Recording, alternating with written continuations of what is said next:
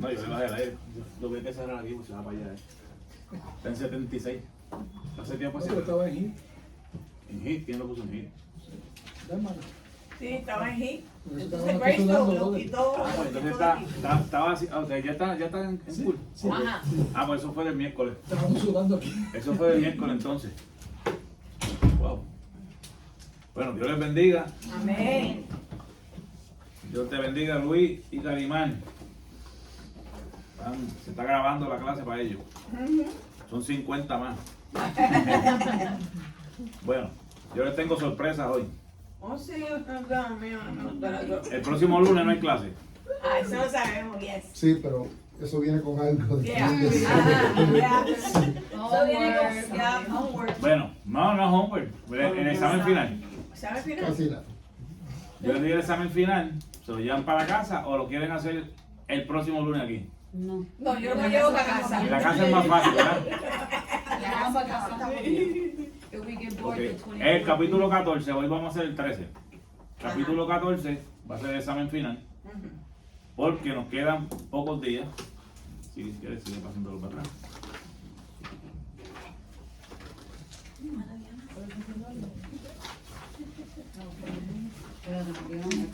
¿No dieron esto? Oh, yeah, yeah. ¿Tienen ya? Sí, señor. Perfecto. Omar tiene. Sí. Ok. Entonces, el de Carimán y el de Luis, yo se lo trato de dejar por ahí, por la casa. Entonces, eso va a ser el examen final. Acuérdense que la nota cuenta no solamente los exámenes, sino la participación, asistencia, bonos que se le dieron al maestro, todo eso cuenta. Digo, si usted no da un bonito al maestro, de un bonito al maestro, que pase con un aplauso. No, mentira. Pero no, cuenta la asistencia, participación, la presencia de los trabajos, si lo entregaron a tiempo. Todo eso cuenta para la nota, pero ese va a ser el examen final porque lo que nos queda a nosotros ahí es el día 24, pues no hay clase. Y entonces nos quedaría el 1 y el 8. Entonces el día 15 tampoco hay clase. El día 15 lo que hay es entrega de unos certificados y creo que van para atrás a Comey. A Comey. Entonces nuestro trabajo es para lo que tenemos. Ese es para traerlo el 1. No, el de Oh, los ok. temas. Eso es lo que vamos a bregar. Falta Luis y Carimán y usted. Sí. Ellos van a hacer el 13 hoy, el 14 es el examen. Faltaría 15 y 16. Que sería el día 1 y el día 8. De enero. Sí. No, de diciembre. Diciembre. No me asuste, que yo quiero irme ya de crucero. Yo dije, ya despedimos el año. No, el día 1 se lo damos a Cari María y a Luis. Y entonces el 8, que sería el 10, lo hacemos nosotros. Usted hace la mitad y yo la mitad. Si me da 50, no Y diga hacerlo. dijimos que era el capítulo 15 que nosotros vamos a hacer. El 10, vamos a darle el 15 a ellos y hacemos el 16 nosotros, que es el último. Y el 16 el 8. Eso es. Así que lean, porque tienen que leer, no es que porque le toca a otro no lean. Lean. Porque la idea es que todos participen ya el año que viene. Creo que los van a poner al frente un viernes a participar. Así que Rosy, prepárate, te toca predicar. Bueno, vamos a orar para entonces el hermano Omar y la hermana Shirley pasen al estrado. Padre, te damos gracias en esta hora mismo ante tu presencia, te damos toda la gloria y honra. Te damos gracias porque tú nos permites estar un día más estudiando tu santa palabra, Señor. Te pedimos que abras el entendimiento, la sabiduría y que esta palabra que hemos de estudiar hoy, Señor amado, sea de bendición y refrigerio para nuestras vidas. Te pedimos que nos guíe, que nos dirija, que seas tú, mi Dios amado, abriendo el entendimiento a cada uno de nosotros para así atesorarla en nuestros corazones, Padre Celestial. En el nombre de tu Hijo amado Jesús, mi Dios. Amén. Bueno, el primero de los dos que quiere pasar es todo tuyo. Es el principio. Oye, qué hombre educado, ladies. Ladies Ya tiene 2 puntos ahí. Ya tiene 2 puntos, man. I trained you well.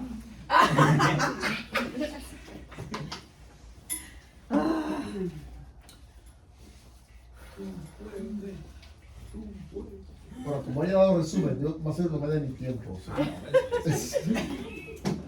I know. Yo creo que yo hice más algo que el libro. Pues está bien. Okay. Capítulo 3, el final del ministerio público de Jesús en Jerusalén. En este capítulo vemos algunos acontecimientos, incluyendo los últimos discursos de Jesús en público. Había llegado la hora de regresar a la ciudad santa, donde sería entregado a la muerte. Esta es la semana final de la vida terrenal de nuestro Señor, ya que el concilio ya había dado la orden de aprehender y matar a Jesús. La sección A. María unge a Cristo en Betania. Comenzamos en Betania rumbo a Jerusalén. Aunque el libro parece indicar que los acontecimientos de Mateo 26, 6, 13, Marcos 14, 3, 9 y Juan 12, 1, 8 hablan del mismo evento, muchos estudiosos bíblicos creen que los evangelios describen dos eventos distintos de unción. Según Juan 12, 1 al 8, el evento descrito ocurrió 6 días antes de la Pascua judía, antes de la entrada triunfal de Jesús en la casa de Lázaro, María y Marta. Fue allí donde una mujer llamada María ungió los pies de Jesús y le secó los pies con su cabello, ya que la casa se llenó de aroma del aceite. Según Juan, fue Judas Iscariote quien traicionó a Jesús, quien criticó a la mujer por no vender el aceite y dar el dinero a los pobres. Juan aclara en su relato que Judas no dijo esto porque se preocupara de los pobres, sino porque era un ladrón. Como diría Pastor, en las conclusiones de Shirley, probablemente se molestó no poder beneficiarse de la venta de ese valioso aceite. Mateo y Marcos relatan el evento tuvo lugar 2 días antes de la Pascua judía, después de la entrada triunfal, en la casa de Simón el leproso.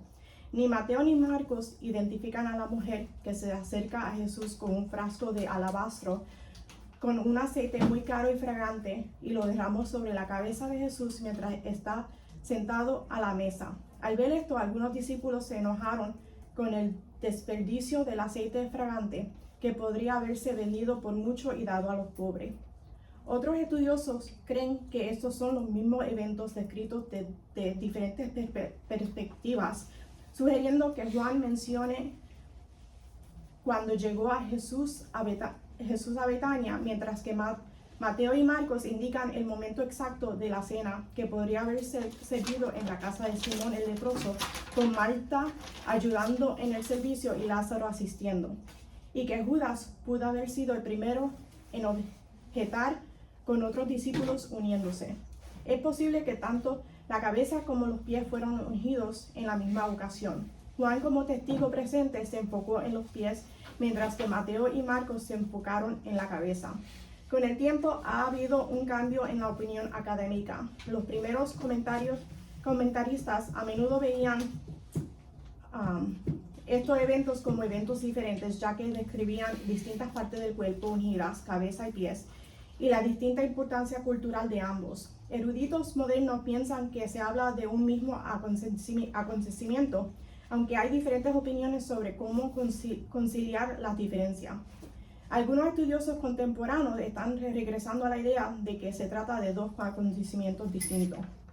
Mateo y Marcos describen a la mujer que derrama el perfume sobre su cabeza, simbolizando su reinado y preparación para el entierro, mientras que Juan describe que María tomó 1 libra de perfume de nardo puro de mucho precio y ungió los pies de Jesús y los enjugó con sus cabellos, un acto tierno y amoroso de humildad, adoración y gratitud. En cada relato, Jesús defiende el acto de la mujer enseñándonos verdades profundas.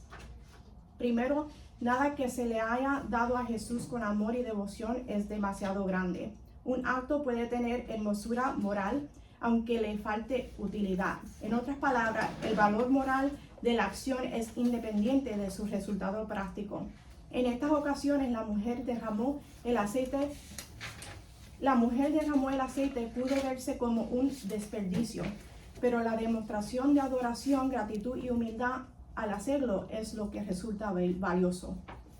Segundo, la caridad con los pobres y otros deberes que son una obligación permanente pueden ceder ante una oportunidad de servir que se presente una sola vez en la vida. Aunque las Escrituras establecen mandamientos para los creyentes, como el de cuidar de los pobres, viudas y necesitados, hay momentos en que estas obligaciones toman un asiento trasero ante una oportunidad única que Dios nos concede para servir de una manera diferente. Como con las parábolas de los capítulos anteriores, somos responsables de usar los dones y recursos dados por Dios para su gloria. Y eso significa establecer prioridades basadas en la necesidad y la circunstancia. Por ejemplo, guardar el día de reposo. Jesús sanó al hombre con la mano seca el día de reposo. Jesús enseñó consistentemente que la necesidad humana y la misericordia siempre deben tener precedencia. Tercero, cuando lo servimos, Cristo ve en este servicio más de lo que nosotros podemos comprender. Como humanos, nuestra visión es limitada a lo que vemos. Tendemos a medir el valor de un acto por sus resultados. Si el resultado parece pequeño o el esfuerzo parece fallar, podemos sentir que nuestro servicio fue poco importante o insuficiente. Pero Cristo ve más allá del resultado material. Él valora la intención y el corazón, o sea, la hermosura moral, la pureza del motivo, el amor, la obediencia, el sacrificio y la humildad con que se realiza el acto. Uno de mis versos favoritos es Juan 3:15, dice: porque ejemplo os he dado para que como yo os he hecho, vosotros también hagáis. Cristo ve cómo el servicio nos transforma, haciéndonos más parecidos a Él. La influencia que tiene un acto de sacrificio cristiana no termina nunca. Así como continuamos contando la historia de la mujer que ungió a Jesús, el valor, las consecuencias y el impacto espiritual de un acto de sacrificio hecho por fe y amor a Cristo son eternas e ilimitadas, trascendiendo el tiempo y aún los resultados visibles. Sección B. Cristo presenta su condición de Mesías en 3 escenas dramáticas. Hasta este momento Jesús nunca había dicho en público que Él era el Mesías para evitar despertar el entusiasmo carnal del pueblo, que esperaba un libertador militar, el cual pondría en marcha un glorioso reinado terrenal.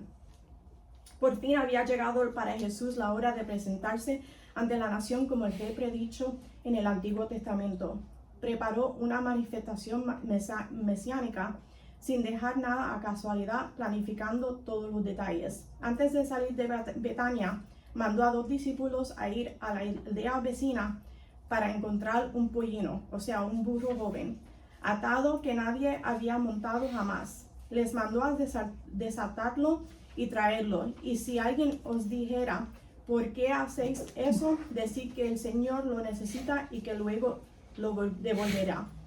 Por primera vez se menciona que Jesús usó para sí mismo el título de Señor. En griego, Kyrios es el término usado para traducir el nombre de Jehová, expresando soberanía divina.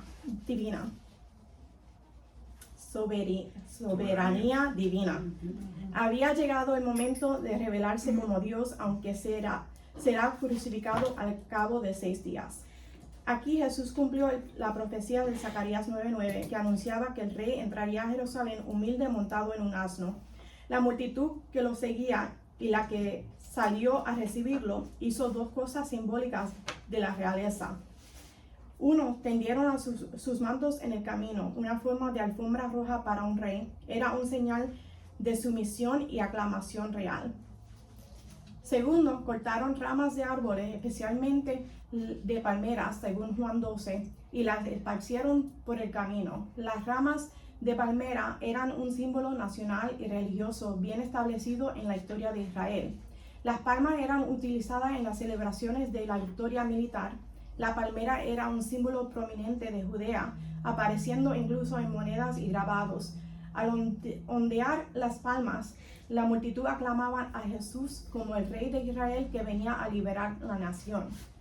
Al extender las ramas y sus propias vestimentas bajo las pezuñas del burro, la gente estaba tratando a Jesús con el máximo honor y reconocimiento, un estatus de realeza triunfal y de Mesías libertador. Entonces comenzaron todos a alabar a Dios a gritos diciendo: Hosana, salva ahora al hijo de David. Bendito el que viene en el nombre del Señor, Hosana a las alturas.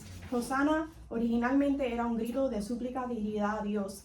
Sin embargo, en la época de Jesús se había convertido en una expresión de júbilo y aclamación asociada con la fiesta de los tabernáculos y más crucialmente con la venida del Mesías. Al gritar Hosana, la gente no solo pedía salvación, sino que celebraba que la salvación había llegado en la persona de Jesús.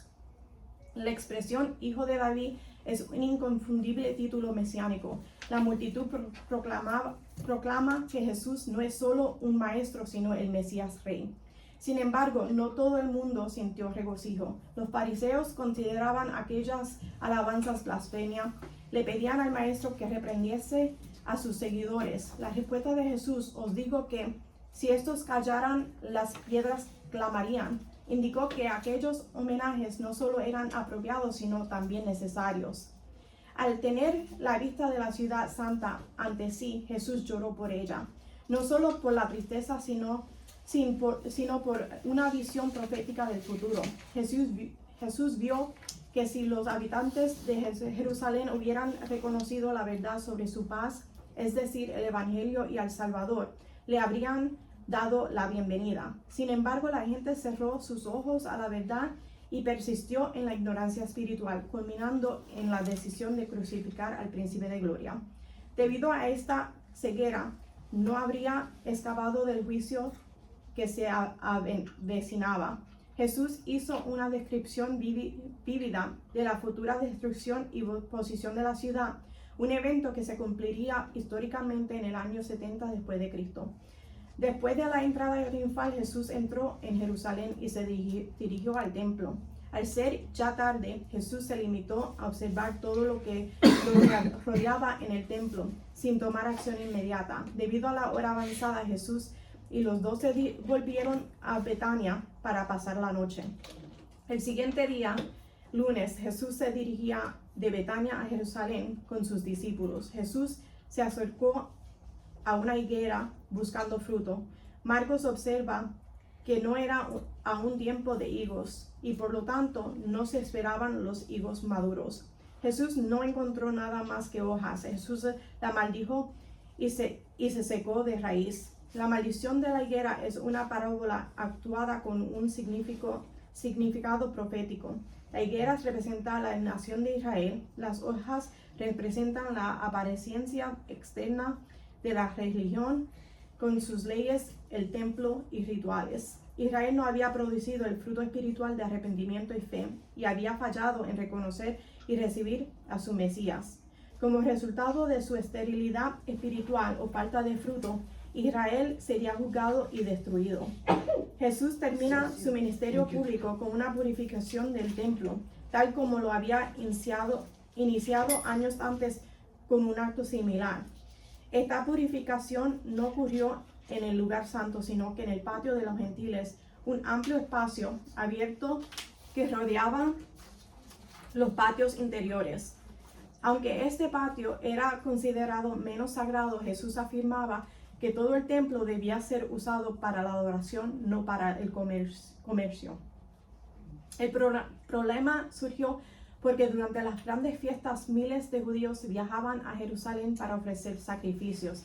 Para facilitarles las compras necesarias, los comerciantes comenzaron a instalar puestos dentro del patio de los gentiles, vendiendo animales y vino, mientras que los cambistas intercambiaban monedas extranjeras por la moneda del templo. Con el tiempo, estas actividades se volvieron abusivas y ruidosas, caracterizadas por avaricia, extorsión y regateo, y profanando así el espacio dedicado a Dios. Ante esto, Jesús expulsó a comerciantes y cambistas, declarando que la casa de Dios debía ser casa de oración, no un mercado. Su acción reveló su autoridad espiritual y su celo por la verdadera adoración. Los saduceos, quienes controlaban la jerarquía sacerdotal, dominaban el comercio dentro del templo, debido a que los animales para sacrificio debían ser perfectos. Ellos mismos los inspeccionaban y los vendían a los peregrinos durante la Pascua. Como era casi imposible revisar los animales que traía cada viajero, los sacerdotes aprovechaban para imponer precios altos y obligar a la gente a comprarles, pues cualquier animal adquirido fuera del mercado del templo podía ser rechazado. Este lugar, que debía ser una casa de oración para todas las naciones, se había convertido en una cueva de ladrones llena de ruido, abusos y codicia, lo que impedía la verdadera adoración y daba un mal testimonio a los gentiles que buscaban conocer a Dios. Por eso Jesús expulsó con firmeza a los vendedores y reprendió a los líderes responsables, mostrando que la indignación santa es apropiada cuando se profana lo sagrado. Al limpiar el templo, Jesús actuó con autoridad divina, como dueño de la casa de Dios, y confirmó su identidad mesiánica al sanar a los enfermos.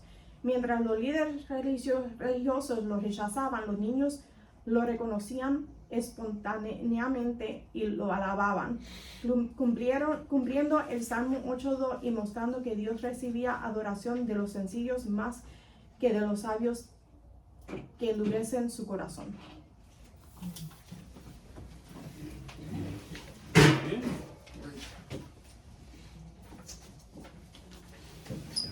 Yo creo que te pago los 50 días. Yo hice parte de ese mando y lo hizo completo. Ok, el pasaje narrado presenta varios episodios del ministerio de Jesús en Jerusalén durante la última semana de su vida. En estos relatos, Jesús no solo enseña, sino que también enfrenta desafíos directos de parte de los líderes religiosos, quienes buscan desacreditarlo mediante preguntas difíciles y trampas. A través de sus respuestas y enseñanzas, Jesús revela profundos principios espirituales mientras denuncia la hipocresía religiosa que caracteriza a los líderes judíos de la época, especialmente a los fariseos y escribas. Estos episodios incluyen la parábola de los labradores homicidas, las respuestas a las preguntas de sus adversarios y la severa denuncia contra los líderes religiosos.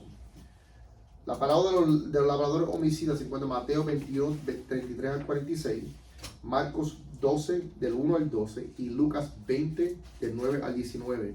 En esta parábola Jesús describe la historia de un dueño de una viña que alquiló su tierra a unos labradores para que trabajaran y le entregaran los frutos. Sin embargo, los labradores se rebelan contra el dueño, maltratando y matando a sus siervos, que representan a los profetas enviados por Dios. Y finalmente matan al hijo del dueño, que simboliza a Jesucristo mismo. La parábola ilustra cómo los líderes de Israel, representados por los labradores, rechazan los mensajes de los profetas y terminan rechazando al Hijo de Dios. A pesar de ser los elegidos para ser el pueblo de Dios, el dueño de la viña, Dios, actuará en justicia, quitando la viña de manos de los judíos y dándosela a otros, los gentiles, quienes darán el fruto a su tiempo. El mensaje central de la parábola es que la salvación no está garantizada para los israelitas solo por ser parte del pueblo elegido, sino que el verdadero fruto que Dios espera de su pueblo es la justicia y la rectitud. La destrucción de Jerusalén en el año 70 DC es una manifestación de este juicio. La parábola del banquete nupcial, en Mateo 22, del 1 al 14, describe el rechazo de Israel al mensaje del reino de Dios y sus consecuencias. Un rey organiza un banquete para su hijo y envía invitaciones a sus primeros invitados, Israel, pero ellos rechazan y maltratan a los mensajeros. Como castigo, el rey destruye la ciudad de los rechazantes, lo que simboliza la caída de Jerusalén en el 70 DC. Luego, El rey envía a sus siervos a invitar a cualquiera, buenos y malos, llenando el banquete. Esto representa la conclusión de los gentiles en el reino de Dios, tras el rechazo de Israel. Sin embargo, uno de los invitados no lleva el atuendo adecuado, lo que simboliza a aquellos que, aunque llamados, no viven conforme a los principios de Dios, siendo excluidos del reino. En resumen, la parábola enseña que el rechazo de Israel lleva al castigo, mientras que el reino de Dios se abre a todos. Pero se requiere arrepentimiento y obediencia para participar. Los fariseos y herodianos, enemigos tradicionales, se unen para ponerle una trampa. Le pregunta a Jesús si es lícito pagar impuestos al emperador romano. Si respondiera afirmativamente, perdería el apoyo de la multitud que odiaba los impuestos romanos. Si respondiera negativamente, sería acusado de sedición. Perdón, yo brinqué una página aquí. Error mío. Sí, perdóname. El tercer punto es las preguntas malintencionadas a Jesús. A lo largo de su ministerio, Jesús fue constantemente desafiado por los líderes religiosos que intentaban atraparlo en contradicciones. Este pasaje nos muestra 3 de las preguntas que se le hicieron, todas con la intención de desacreditarlo o ponerlo en una situación comprometida. La pregunta sobre el tributo al César. Los fariseos herodianos, enemigos tradicionales, se unen para ponerle una trampa. Le preguntan a Jesús si es lícito pagar impuestos al emperador romano.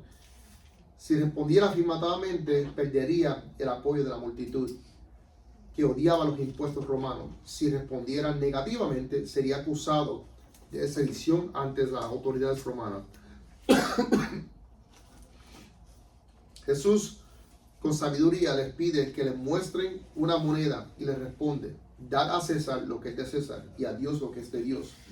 Con esta respuesta, Jesús no solo afirma la legitimidad de los impuestos civiles, sino que también señala que aunque los cristianos tienen responsabilidades terrenales, su lealtad última es hacia Dios.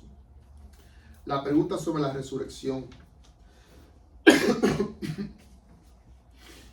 Los saduceos, que no creían en la resurrección, le presentan a Jesús una cuestión sobre el matrimonio y la ley del levirato. Si un hombre muere sin hijos, su hermano debe casarse con su viuda. Plantean un escenario absurdo con 7 hermanos que se casan con la misma mujer y preguntan ¿a quién pertenecerá ella en la resurrección? Jesús responde, desmantelando su ignorancia sobre las escrituras y el poder de Dios, al explicar que en la resurrección no habrá matrimonio, sino que los resucitados serán como los ángeles. Con esto, Jesús no solo refuta la creencia de los saduceos, sino que también enseña sobre la naturaleza de la vida eterna. La pregunta sobre el gran mandamiento. Un escriba, queriendo aprobar a Jesús, le pregunta: ¿cuál es el mandamiento más importante? Jesús responde citando el Shema. Por todos aquellos que no saben, Shema es una palabra que significa escucha. Es una de las palabras más importantes es la palabra que inicia la oración más importante del judaísmo.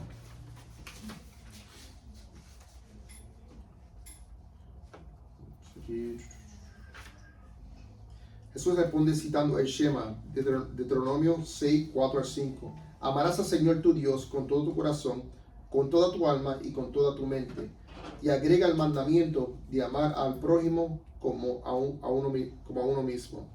Con esto Jesús enseña que el amor a Dios y al prójimo son inseparables y que todos los mandamientos del Antiguo Testamento se resumen en estos 2 principios. El amor verdadero a Dios se refleja en la manera en que tratamos a los demás. La denuncia a los escribas y fariseos. Después de sus interacciones con los líderes religiosos, Jesús pronuncia una serie de ayes contra los fariseos y escribas, denunciando su hipocresía y corrupción. Estos ayes son la más dura condena que Jesús dirige a los líderes religiosos de su tiempo y son un contraste con la bienaventuranza del Sermón del Monte. Hipocresía religiosa. Jesús acusa a los fariseos de ser guías ciegos que predican una cosa pero hacen otra. Les señala por su obsesión con las reglas externas mientras descuidan la verdadera justicia, la misericordia y la fidelidad. Aunque parecen ser justos por fuera, su corazón está lejos de Dios. Carga pesada sobre el pueblo. Jesús también los acusa de imponer cargas pesadas sobre el pueblo, reglas que ellos mismos no están dispuestos a cargar. Los líderes religiosos no ayudan a las personas a vivir según la verdadera ley de Dios, sino que se enfocan en tradiciones humanas que distorsionan el propósito divino. Jesús critica su amor por los títulos honoríficos y por ser vistos como personas importantes. Los fariseos buscaban el reconocimiento humano y no la verdadera honra que viene de Dios. Jesús les enseña que en su reino no hay lugar para arrogancia o el ego y que los líderes deben ser siervos de los demás. Los 7 ayes. Jesús pronuncia 7 ayes que reflejan el dolor en su corazón por la corrupción espiritual de los fariseos. Estos ayes incluyen la exclusión de la entrada del reino de los cielos, el uso de la religión para fines egoístas, la práctica de rituales vacíos y la persecución de los profetas. Jesús denuncia que a pesar de su exterior religioso, los fariseos eran como sepulcros blanqueados, hermosos por fuera, pero llenos de podredumbre por dentro. La ofrenda de la viuda.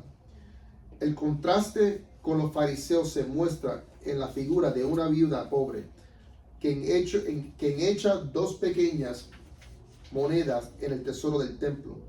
Aunque su ofrenda es modesta, Jesús resalta que ella dio todo lo que tenía para vivir, mientras que los ricos daban solo de lo que les sobraba.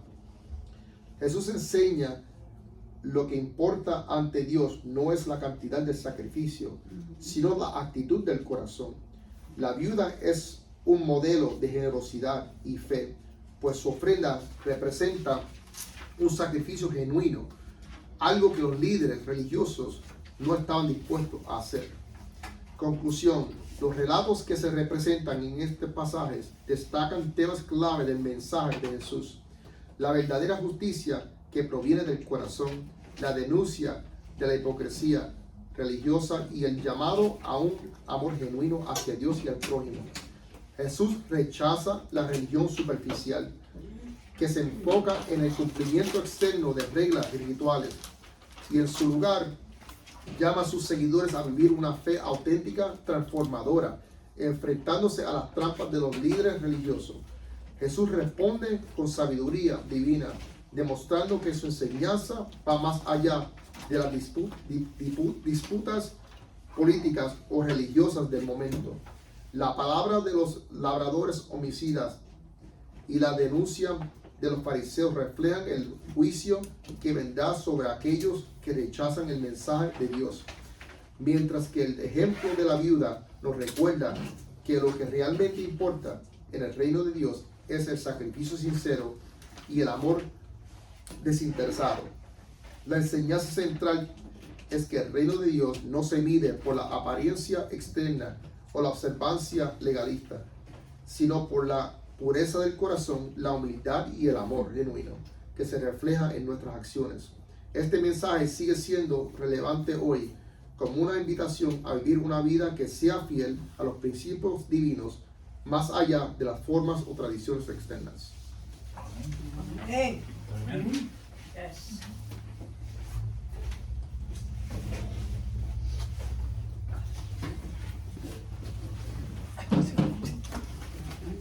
tremendo y excelente trabajo. Muy bien explicado, muy bien organizado. Y aquí podemos ver en este capítulo lo que todavía hoy en día seguimos viendo. Mientras leía el capítulo, estaba viendo unos videos y entre ellos me salió, no sé cuántos la conocen, Nanette Ortega, que es la hija de Torres Ortega. Era una mujer de Dios, tremenda, y hoy en día pues tiene tantas críticas por videos que ha hecho, que el papá, decir Torres Ortega era decir Gigi Ávila, Jorge Rashki eran del mismo tiempo. Y la hija de él, pues completamente, ¿verdad? Pues tristemente, los videos que vi me quedé con la boca abierta. Pero hoy en día sí vemos muchas personas como los fariseos, exigen lo que no dan. La palabra de Dios dice que a los suyos vino y los suyos no les recibieron. Pero gracias a Dios por eso, porque entonces salió la vuelta para nosotros los gentiles. Si no, pues nosotros nos hubiéramos quedado fuera. Una de las cosas que leíste y dijiste, me gustó, fue que en la vida, cuando Cristo venga, ya no va a haber matrimonio. Sigamos, cuando hay una boda, cuando hay una nupcia, ¿qué es lo que dice? Esto es hasta que la muerte No se para. los separe. O sea, que eso también nos ayuda a entender que hasta ahí es el matrimonio, gracias a Dios. Nomás porque te ríes. No, pero, ok. La viuda. ¿Qué nos enseña el acto de la viuda? Que ella dio lo que tenía. O sea, cuando nosotros le damos a Dios de corazón, quizás mucha gente piensa, no, porque yo no voy a dar porque no tengo como otros para dar que dan en cantidades, no, pues cada cual le da de acuerdo a lo que tiene. Y a su corazón, hay quien da para que lo vean. Es como el que ayuna, que va y se tira en una esquina o le dice a todo el mundo, estoy ayunando, no me hables, estoy ayunando, no me ofrezcas que estoy ayunando. Dice, cuando tú vas a ayunar, nadie tiene que saberlo. Tú estás ayunando, entonces entre tú y Dios. Pues la viuda dio lo que tenía. Ahí también nos enseña la fe. Porque imagínese usted que usted se esté muriendo de hambre y usted tiene $2 nada más. Usted dice, bueno, o como o los doy de ofrenda. Un ejemplo. Humanamente uno dice, wow, si los doy aquí, me quedo con hambre. Pero cuando tú lo das de corazón, creyendo y con tu fe de que Dios va a suplir no solamente dinero, puede ser que usted dé $2 pensando que no iba a tener comida. Pero, por ejemplo, saliendo del servicio, viene el hermano más y le dice, vente que te voy a invitar a almorzar. Y con $2 usted se va a ver un café nada más en el puesto de gasolina. Y el hermano lo sienta ahí en Chile y usted tiene un banquete. Eso es así es que obra el Señor cuando nosotros lo hacemos de corazón y en fe, creyendo de que Él es el que va a suplir.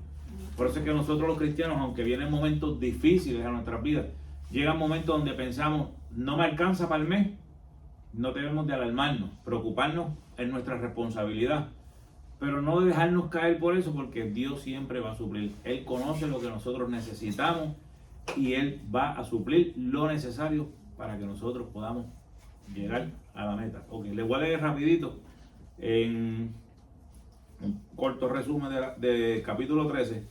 Dice, final del ministerio público de Jesús en Jerusalén.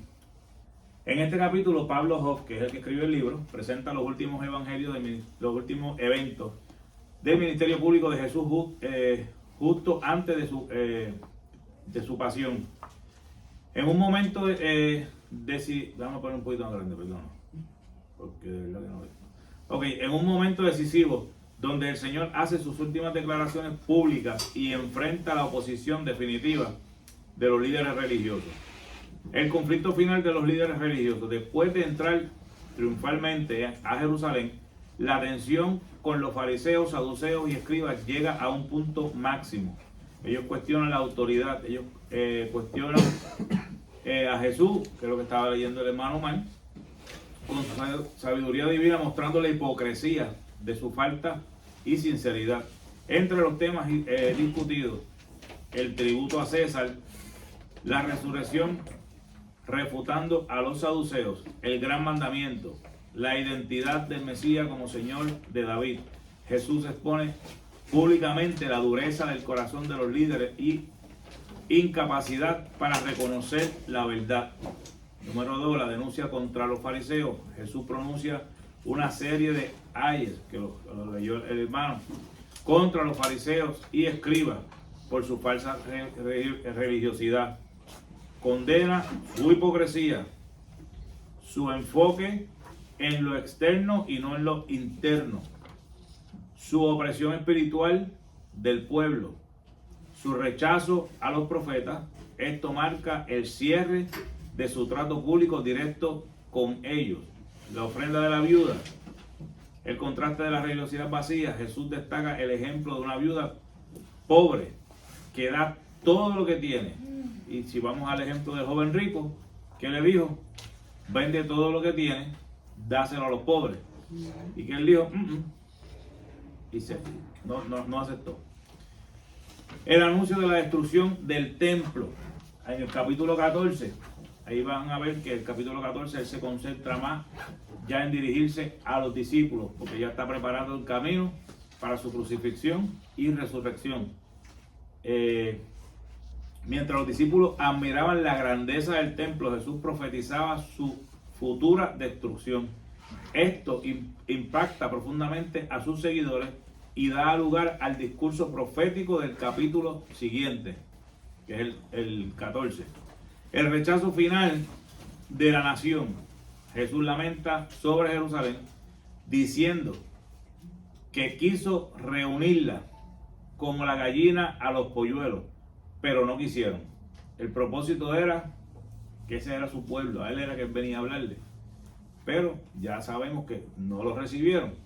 Pablo Hobbes subraya que la incredulidad nacional prepara el escenario para la pasión y también abre la puerta para la futura misión a los gentiles.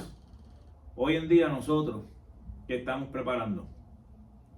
A través del evangelio y de las prédicas y de nuestra vida cristiana, a un mundo que se pierde para que se reconcilien con el Señor, para cuando suene la final trompeta puedan ser levantados al cielo.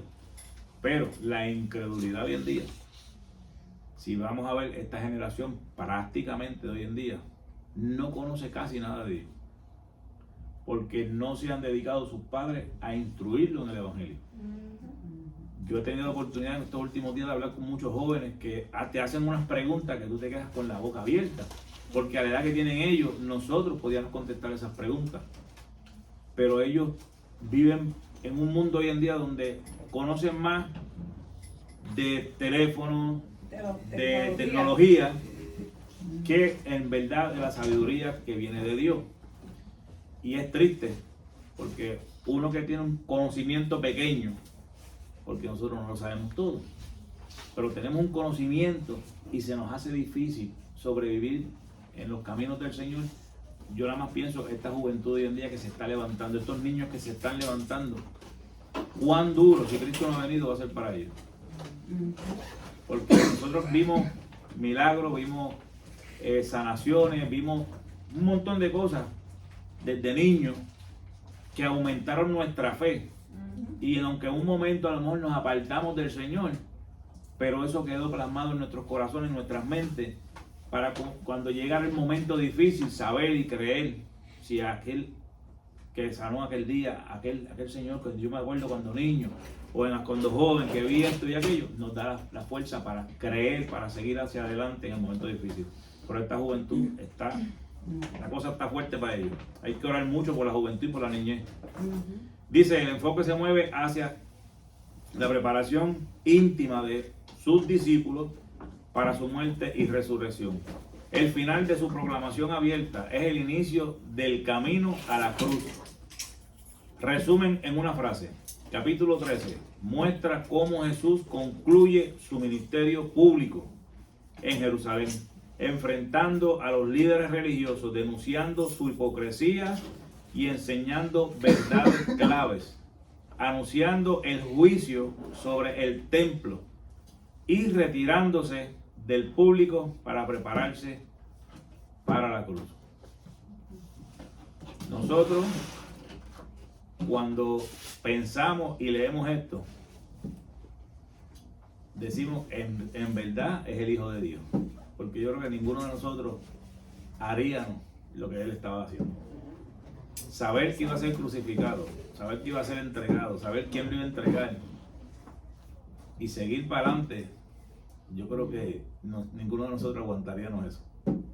Yo creo que nos retractaríamos en cualquier momento, damos una reversa que partimos la transmisión, como decimos en Puerto Rico. Sí, bueno, es fácil. Pero ese es el propósito por el cual Jesús vino al mundo. Por eso es que el libro se titula Se hizo hombre. El verbo se hizo carne. Y en los evangelios, eso es lo que estamos estudiando. El examen va a ser el examen final. Así que háganlo con calma. Tienen prácticamente 2 semanas. Lo que resta de esta semana y la otra que no tenemos clases, tengo que hacerle llegar a la Carimaría a Luis de ellos. Si la hermana Valentín se los puede llevar, si no, pues yo se los paso y se los dejo por ahí para que también tengan tiempo. Luis y Carimar les toca el capítulo 15, así que vayan preparándose. Les toca el capítulo 15, el capítulo 16 lo hace la hermana conmigo. Entonces, ¿alguna duda, pregunta? ¿Todo tan claro? Ok, entonces ese examen lo van a traer el día primero. Si no lo entregan el día primero, son 99 puntos menos. Así que cubre que si usted no puede venir, lo envíe. Y ya para el día 8 yo le traigo todos sus trabajos, todos los exámenes, todo para que ustedes lo tengan en su archivo, como le dije, ustedes lo guarden. Recuerden que toda esta información, todos estos estudios les sirven para otras clases. Guárdenlos, no los boten. Como les dije, yo tengo todos los que yo hice de instituto, los tengo todos guardados en un closet. Y eso te sirve cuando van a preparar alguna predicación, algún estudio. Todo eso lo puedes usar como referencias bíblicas. Y acuérdense que usted lo escribió y se quedó aquí. Bueno, son las 9 ya, vamos. Ya mismito nos vamos, 9:15, vamos a orar. Vamos a orar contigo, Jen. Santo. No te asustes, no te asustes, no. Bueno, hermana Diana, lleven en oración. Mi alma te alaba, Señor, mi alma te alaba y te da gracias, Padre. Gracias, Señor, mi Dios, por estas clases tan hermosas, Padre Santo, que estamos aprendiendo, Dios mío, Señor. Danos cada día más sabiduría de ella, Dios mío. Señor, abre nuestro entendimiento, Señor Jesús, que podamos ver, mi Dios de la gloria. Danos visión, mi Dios de la gloria, Padre Santo. Yo te pido ahora que tú bendiga a cada uno de mis hermanos, Dios mío, que están aquí, Señor, en el templo, Padre Santo. Señor, guárdalos en el camino, llévalos con bien a sus hogares, Dios mío. En el nombre de tu Hijo amado Jesús, a quien damos gloria y honra. Amén y amén. Amén. Dios me los bendiga. Nos vemos entonces. Los institutos, bueno, el día de acción de gracias. El día 28, no, el día 28 de noviembre, es un día muy especial. 28 de noviembre. Sí, el 28 de noviembre es un día especial. El 27 es el día de acción de gracias. Pero al día siguiente, el 28, ese es un día, bueno, ese día se parte, la nación se paraliza. La nación se va a paralizar ese día. Básicamente es holiday. Sí, es el cumpleaños de nosotros. Amigo, ¿qué es eso? Y aquí hay servicio, me imagino. Sí, es de dama, by the way. By the way, by the way. El servicio de dama ese viernes. Tiene que venir, no te vayas a celebrar el cumpleaños. El mejor lugar para celebrarlo es la iglesia. Que los bendiga a todos. Dios los bendiga. Me voy el viernes. Oh, va a cumplir la vida. Ya no están entonces aquí. Ya tampoco están vivos. No. Tampoco. Ah, pues bien, la van a coger ustedes de viaje. En vacation. Ah, pues, claro. Hace tiempo. ¿Te van a llevar? Sí.